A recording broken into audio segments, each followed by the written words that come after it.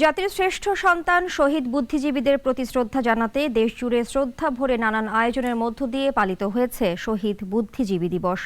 শহীদ স্মৃতিসৌধে ফুলেল শ্রদ্ধা জানানোর মধ্য দিয়ে শুরু হয় আয়োজন। বিস্তারিত রিপোর্টে।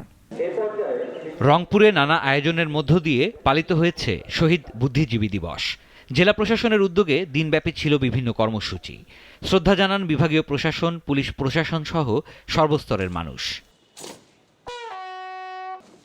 যথাযথ মর্যাদায় রাজশাহীতে পালিত হয়েছে শহীদ বুদ্ধিজীবী দিবস। এ উপলক্ষে সকালে রাজশাহী বিশ্ববিদ্যালয়ের সকল গুরুত্বপূর্ণ ভবনে জাতীয় পতাকা অর্ধনমিত রাখা হয়।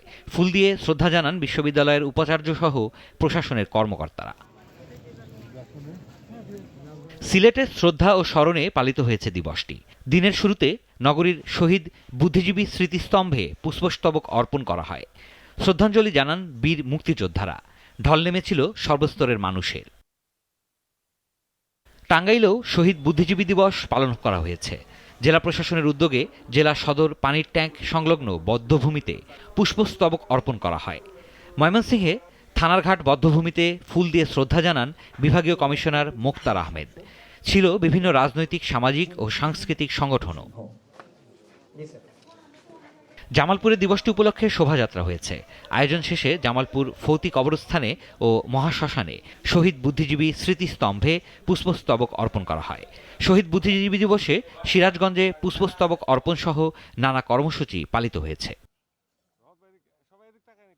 মানিকগঞ্জে জেলা শহরের শহীদ স্মৃতিস্তম্ভে প্রহরের প্রথমেই ফুলেল শ্রদ্ধা জানান জেলা প্রশাসক।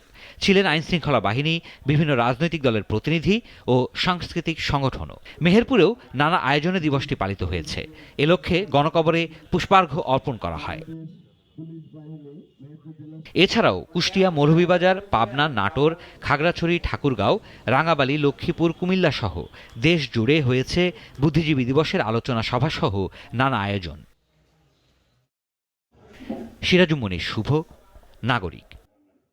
Double million offer Walton fridge কিনে পেতে পারেন 20 লক্ষ টাকা। রয়েছে কোটি কোটি টাকার নিশ্চিত উপহার।